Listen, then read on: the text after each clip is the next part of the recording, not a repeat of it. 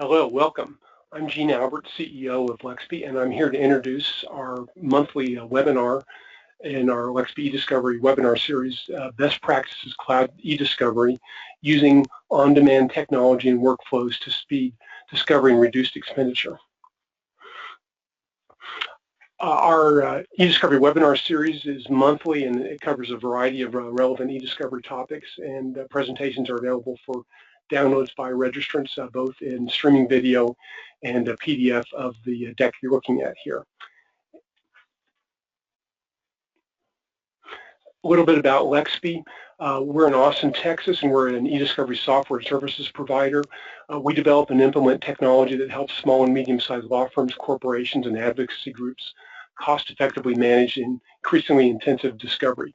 We do this via our web-based document review software, eDiscovery, Lexbe eDiscovery platform, high-speed ESI processing conversion services, and a team of experienced technical specialists and expert consultants. If you have any questions or technical issues during this webinar, please email them to webinars@lexbe.com, and we'll pick them up and deal with them. Our speaker today is Stu Van Dusen, and he's an eDiscovery solutions consultant here at Lexbe, and he advises legal professionals on cloud-based litigation, data processing, review and document management software, and litigation support services. He has prior business experience in financial services, software, and internet-based businesses. Stu has a master's in technology commercialization from the University of Texas and McCombs School of Business, and a BS in management from Trinity University. And with that, I will turn it over to Stu.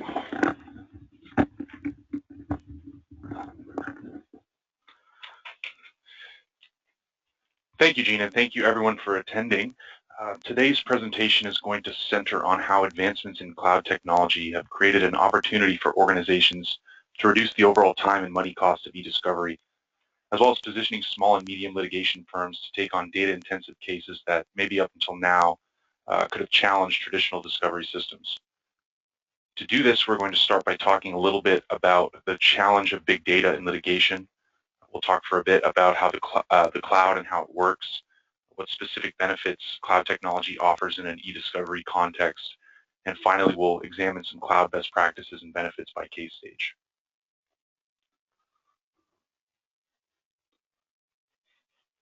So we're living in a time of unprecedented expansion and dissemination of data, creating technologies. Every single element of our lives is now stored somewhere in a digital data format. It's been estimated that we create 5 exabytes of data every 2 days. And that's the equivalent of all digitally stored data that was in existence up until 2003. So what's an exabyte? An exabyte is 5 billion gigabytes. So that gets you pretty close at that rate to 1 trillion gigabytes of data created a year. And the consequence for litigators has been clear and pronounced. This information that's being created at a never-before-seen rate is all discoverable evidence. Not only is there more of that discoverable evidence than there ever has been before, but it's coming in a wider variety of increasingly obscure formats.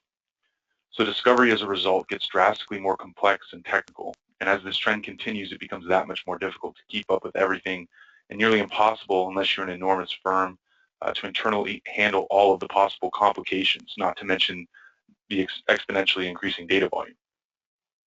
In many instances, firms find themselves unable to take on high-profile cases, and some plaintiffs even find themselves settling early on an otherwise strong case simply because the costs of addressing these complexities have become too unpredictable and too great.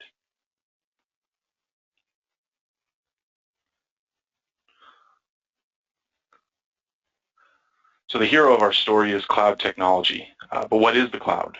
When we're talking about the cloud, we're really just talking about a term that is developed to describe scaled non-local storage of data.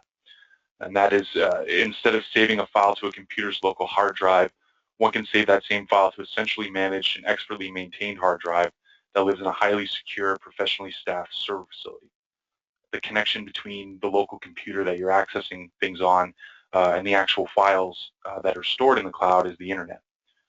And so one major benefit of cloud infrastructure generally is accessibility. So because your files are stored in the cloud, litigation teams, they can access those files from any internet-capable device anywhere in the world. And storing files in the cloud, and this is a general benefit, means that being separated from your computer or your phone doesn't really separate you from your data. So what does that look like on the ground? Well, in the case of an eDiscovery platform, that means that you can manage the entire discovery process using just a secure internet connection and a browser. So you can access, and this is a view of the main browse screen of Lexbe eDiscovery platform, but you can access a full range of integrated eDiscovery tools just through the browser. You can access eDiscovery experts just through the browser, and depending on the infrastructure provider, your cloud system will run using the power of many, many high-performance servers rather than just one, meaning that stuff as simple as moving from document to document or applying a multi-doc edit tag happens almost instantly instead of 2, 10, 15, 30-second delays between each action. And though that seems like a small thing, when you add that up across a review of 1,000 or 10,000 or 1,000,000 documents, it starts to become pretty significant. And so in an eDiscovery context, there are certain benefits that the cloud provides. First is scalability, and that's the ability to just instantly deploy the necessary resources that you need. Accessibility, which we talked about. Speed, which really comes as a consequence of scalability.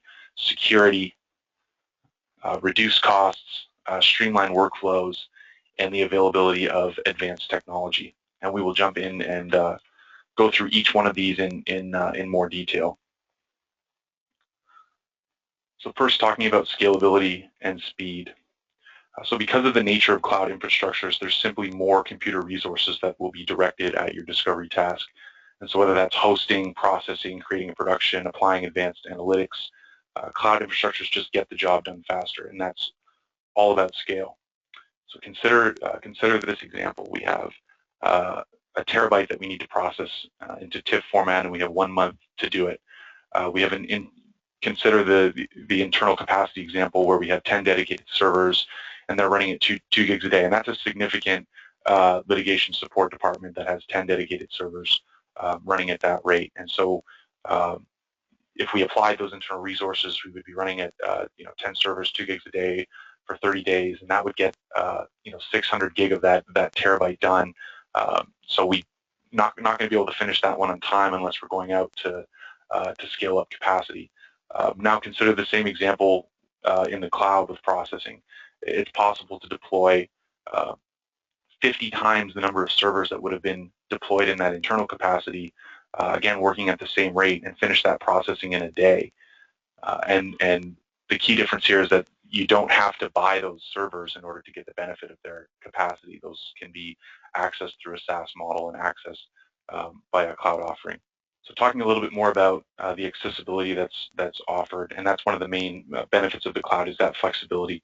And what the cloud infrastructure allows is for authorized users to access case documents and discovery functions from anywhere in the world with a secure internet connection, and from a variety of devices as well. And so this means that case teams can collaborate in real time with inside counsel and experts independent of their location. Along with this, many cloud systems offer greater flexibility in operating systems and browsers that can be used to access the program. For example, Lexbe eDiscovery platform, that works across both PC and Mac operating systems and through all popular browsers. And if you have a lot of experience working with different programs, you'll realize that often you're constrained to using particular browsers and particular operating systems with a lot of these local software versions. And key to that is that any progress that's being made by anybody anywhere who's working on the case is going to be instantly available and viewable by everyone else on the case team. So something that comes up pretty consistently when the cloud gets discussed is security. And there's been some mainstream stories recently that vaguely refer to the cloud when discussing data breaches and things like this. And very often this is really the result of a human error rather than a system weakness. But on that point, we do need to consider that the cloud is really a description of a kind of technology. And different cloud providers will configure for different kinds of clients. And so there's lots of different things that are called cloud technology that really have characteristically different manifestations.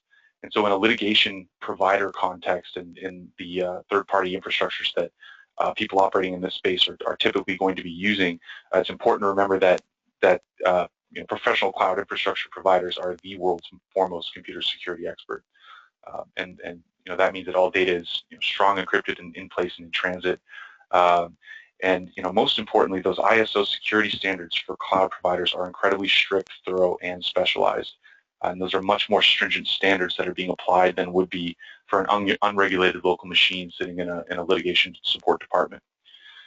And these cloud data centers undergo grueling audits at regular frequencies, and that's something that local systems are not necessarily subject to. And the redundancy of a cloud configuration, that is, you have multiple servers, eliminates the risk that's associated with local machines if something gets lost or broken, that the data often goes with it. In the cloud, redundancy means that it's very difficult to lose data or to lose any progress.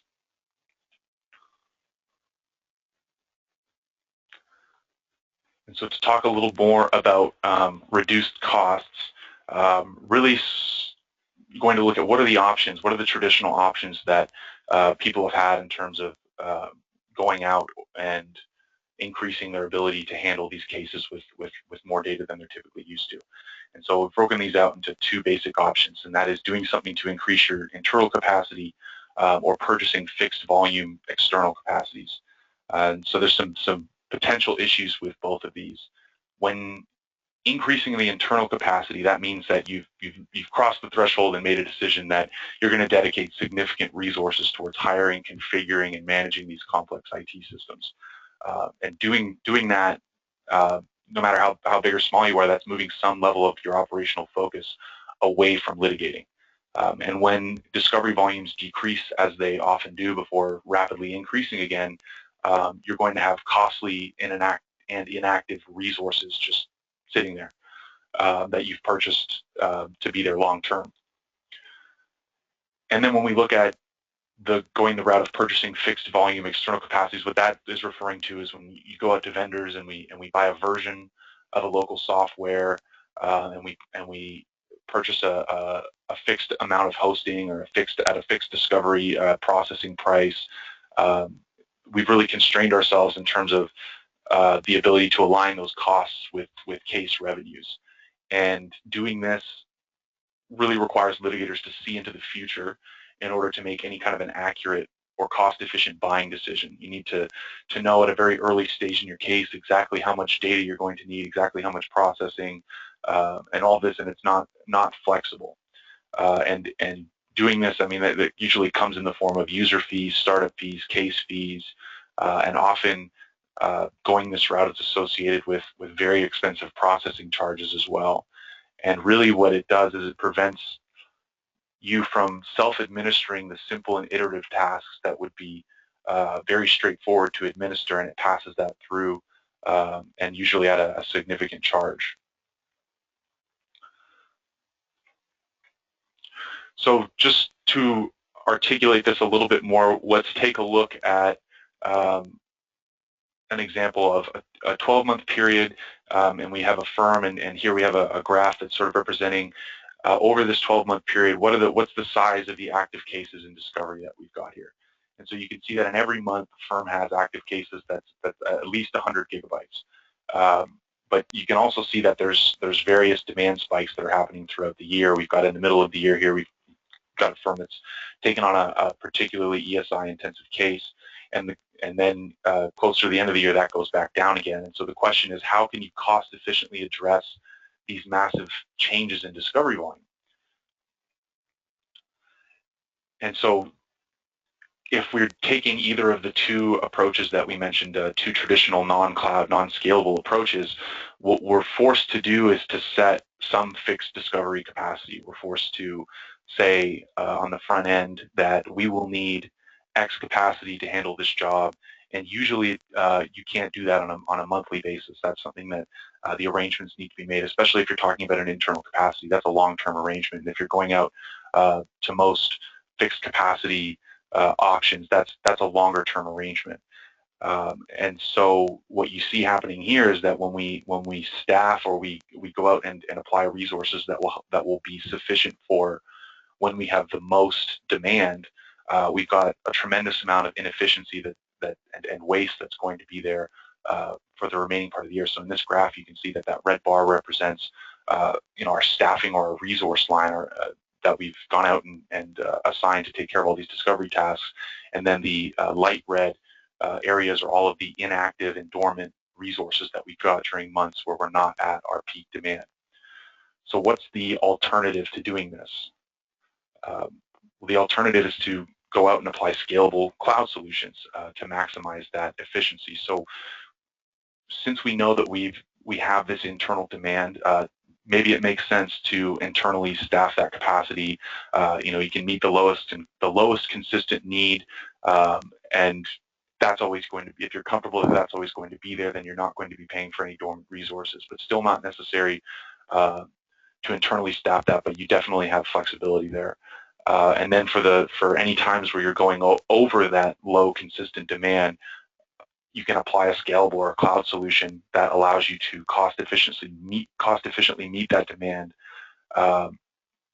not paying for any dormant resources, only paying for what you need when you need it.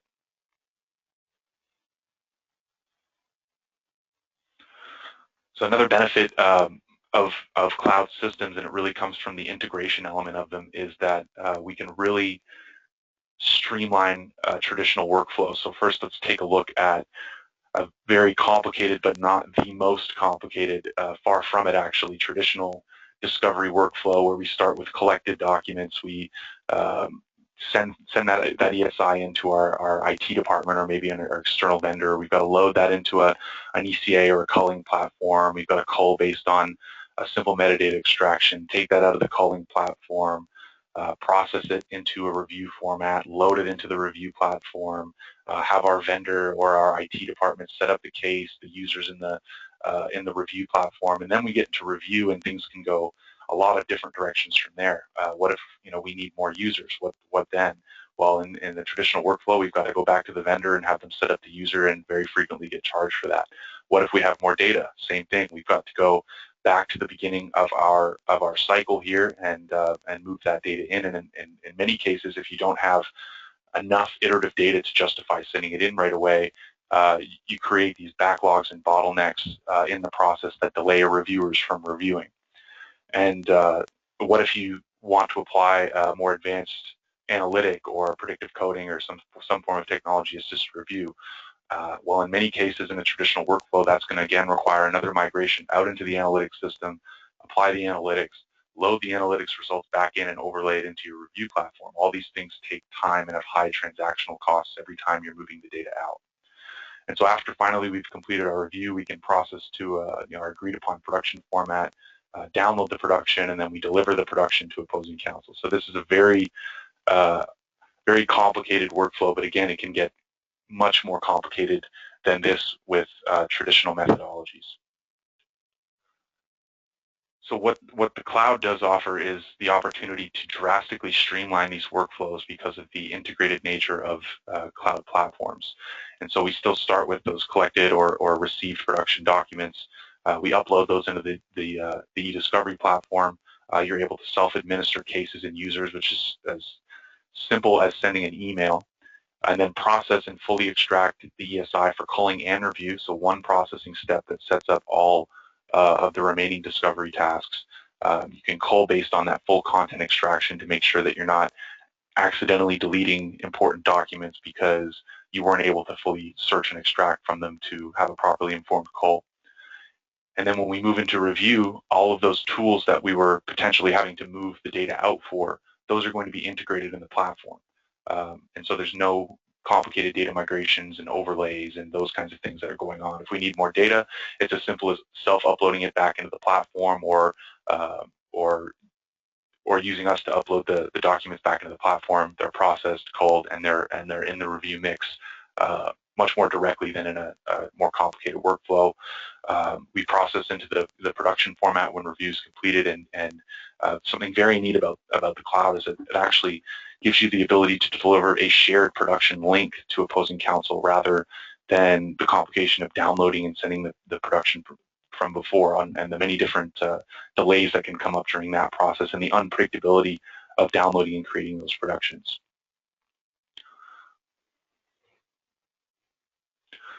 And so to further talk about just the integrated analytics benefit of the cloud is you can see here that we've got a diagram that just shows a basic predictive coding workflow. You've got the collected ESI, you train the set, check results, and apply. And so any analytics function, they're going to be the speed and throughput of how fast they're going to be able to move through a data set is going to be dependent, again, on the computer resources applied. And so if you're doing this on a local machine or on a local setup, you're going to just have a ceiling in terms of how much throughput you're going to be able to reach. But again, when these things are functioning in a cloud environment, you can roll up the necessary amount of servers and just work through these complicated and advanced analytic tasks very quickly. And the benefit of that is that it gets you through your review much more quickly and in many cases more accurately as well. So now kind of going to move through the different case stages or discovery stages and discuss how or what sort of benefits the cloud offers with respect to our goals for each one of these case stages. And so when we start with the planning and collection phase of discovery, we have very specific goals. We want to identify ESI sources, custodians, and we want to have a central planning database or area where we can be collaborating with co-counsel on who are the custodians and where is their data on the front end. And we want to be able to defensively collect from those ESI repositories and associate those collections with the appropriate custodians. We want to be able to upload the collected materials into a cloud database and be able to conduct quality control on those collections. We want to be prepared for discovery conferences and for just generally for discovery proceeding in that case. And so what the cloud setup can offer here is again the ability, that accessibility component. Case teams can access, plan, organize any web-capable device while preparing for things such as legal holds and discovery conferences. These data collections can be completed remotely and very quickly, and the ESI collections are securely and defensively conducted by eDiscovery specialists. And again, that data, once it's collected, can be immediately uploaded into the case database where it will remain through to production.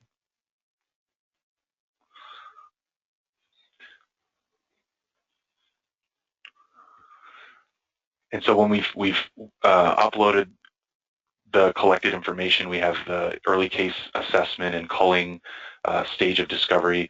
And the goals that we have here is we want to analyze the ESI that we've collected, identify any potential collection gaps, so we can use tools within the program to see that.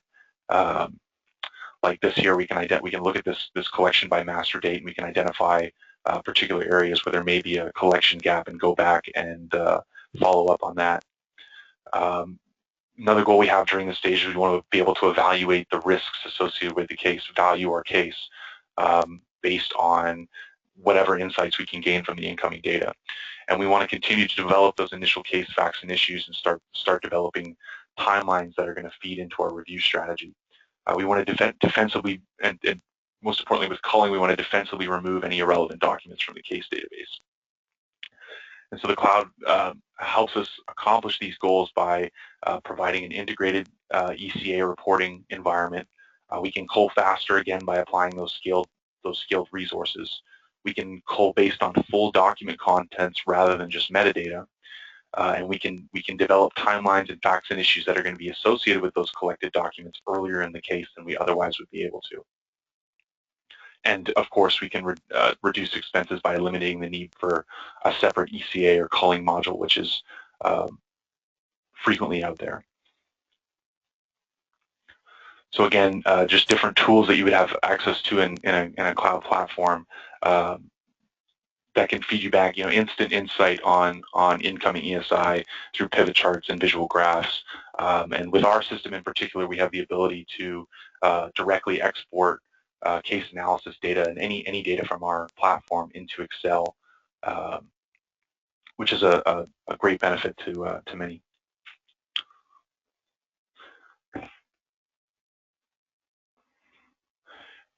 And then when we're moving into the processing stage, we have several goals as well. We want to be able to accurately and quickly process the ESI that we've collected to prepare for review and production. We want to be able to extract the text from the natives and OCR images for optimal searchability. That's our dual index. And we want to be able to organize the data for the optimal review process, whatever that's going to be. And so again, the benefits that the cloud offers here are you can self-administer that ESI processing with expert assistant available. You process in the cloud, so that does not require you to purchase any local software licenses or machines where you're going to be having to manage processing or rely on somebody else's throughput capacity who's doing a similar setup. You can apply massively scalable server resources to increase that throughput, and that gets you onto the to review much quicker. And another benefit in the reduced cost point is that when you're able to self-administer your own ESI processing, and then different cloud providers have different approaches to processing charges. For us, we have an offer where we will upload and process your ESI for you with a 6-month hosting commitment. So that, and it's really the cloud infrastructure that allows us to do something like that. And then the benefit for litigators is that they avoid paying high per gigabyte processing, which is still in the $250, $300 plus a gigabyte area. And if you start thinking about a case with even something like 100 gigabytes, that starts to put a pretty heavy front end number on just getting the stuff into a platform. And along with that, when you're able to take advantage of that infrastructure, that does a lot to eliminate loading delays. And those documents, once processed and once loaded, are immediately available for search and review. So here's just a quick view of our processing system. So in these cloud systems, it's as simple as dragging and dropping documents in. So if you have a larger volume that is a little bit more complex, there's professionals on the back end who can help you with that. But for iterative additions of documents, it's a simple drag and drop process that's available, and that's something that the cloud fully supports. So moving into review, the goals of review: we want to code the documents accurately, quickly, cost effectively. We want to be able to identify responsive, privileged, and attorneys' eyes-only documents. We want to be able to search quickly. We want to be able to ID, issue code key documents, and we want to. And what the cloud lets us do here is again, because of that scalable server setup, we can move quickly from document to document and apply multi-doc updates instantly. If anybody has experience using a system where there's a 2 or 3 or 5 second delay between moving between documents in a list, that can get old very quickly. Or other systems where you're trying to apply a multi-doc edit to a huge number of documents, and that just hangs up on you, and it doesn't work, and you're left trying to find what that maximum number of multi-docs that you can edit at one time is. That's not getting you through your review very quickly, and it's probably causing some headaches. So again, with that cloud backend, with that scalable server environment supporting everything that you're doing from processing through to production, you instantly move onto the next document, and multi-doc edits are applied near instantly within, across hundreds of thousands of documents in a couple of seconds. And then when you're conducting review, I mean, there's a lot that can change. You can have new users, new issues come up, and the flexibility that you have to self-administer these things when they're very simple changes, that's available to you in a cloud environment. You can reduce the expenses that you have through leaner pricing that's often associated with cloud and SaaS offerings.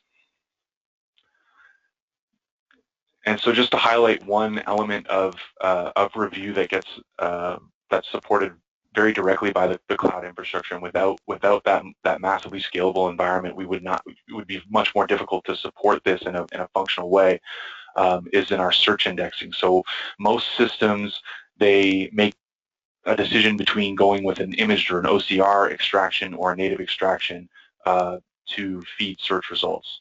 And so in our system, we do both things to make sure that in certain kinds of documents, for example, in a spreadsheet, if you upload a spreadsheet that has fields hidden or comments or notes within the cells, that's not necessarily going to be searchable unless you apply a dual index extraction, that is, take both the imaged and OCR extraction and a native extraction from the document. And so what that does is it makes it so that when you're searching, that the results that you get back are comprehensive. There's not going to be the risk of missing a key document simply because the key element of the document wasn't indexed right into the search. And so that makes search more computationally intensive, but at the same time, because we have that infrastructure behind it, we can still bring back search results incredibly fast, instant search results on complex searches across large document volumes, and more importantly than the speed of it, those results are comprehensive. So then moving into production, we want to quickly convert documents into a production format. We're finished with review. It's time to get this thing out the door. Prevent inadvertent production of privileged documents. That's key. And defensively produce all of the responsive documents to the opposing counsel on time and in the agreed upon format. And the cloud supports all of those goals as well. Again, scalability. We can apply the resources we need to get the job done when we need it to be done. We have integrated production functions that are going to reduce the risk of an inadvertent privilege waiver, and restating that ability to deliver a shared production link to speed delivery, maximize your review time, and simplify the task of creating and delivering productions.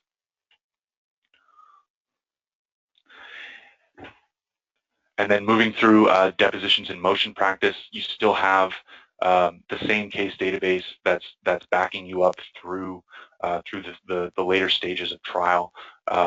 You're still able to organize those key case issues and facts by linking to the supporting documents. You have the ability to create annotated and highlighted document versions to help you move towards depositions and then analyze depositions that have occurred and real-time updates to the facts and issues and case timelines based on the depositions and motion outcomes. And so the accessibility of the cloud is what gives your case team the ability to all be working on those things independent of location, where they're at, and all of those variables, so that not only are the updates coming in real time, but the rest of the case team can move on those insights. And then and finally, in the trial and appeal stages, the cloud offers the benefit of being able to maintain access to the case documents that might get brought up during trial. And without a cloud system, you don't have that same level of accessibility. But with a cloud system, you have both an accessible and searchable repository that's available to you as close as you can stay to a computer when you are at trial.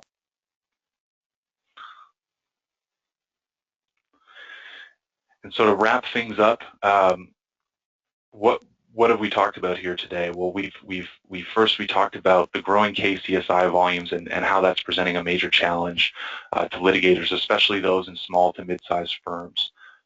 And we talked about how the traditional solutions really lack the scalability that we need to get in front of that data growth and data variability trend. And for firms to maintain and expand their competitive presence, that's the name of the game, being able to take on high-profile cases, big cases, cases that are within a firm's wheelhouse.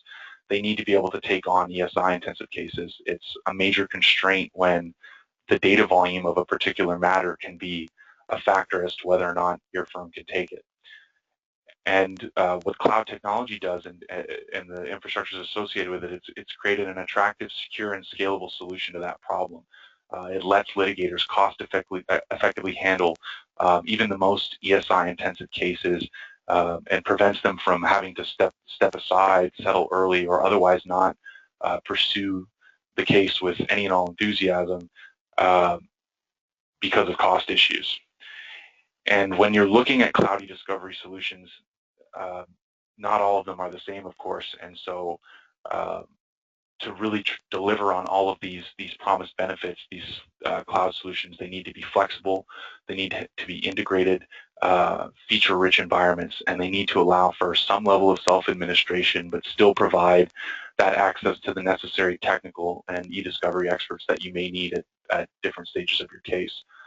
The bottom line is that as that cloud technology puts the control not only on a cost level, but on a case level as well, back into your hands, and more than anything, you can control costs by paying for what you actually receive in services, and avoiding taking any long-term financial risk on in the area of discovery resources.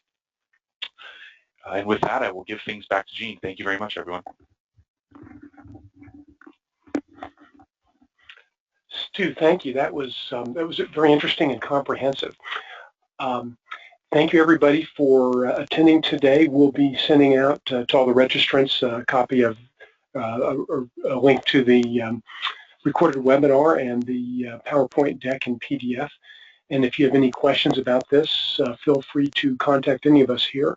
And we'll look forward to hopefully seeing you at our next webinar. Thank you. Bye-bye.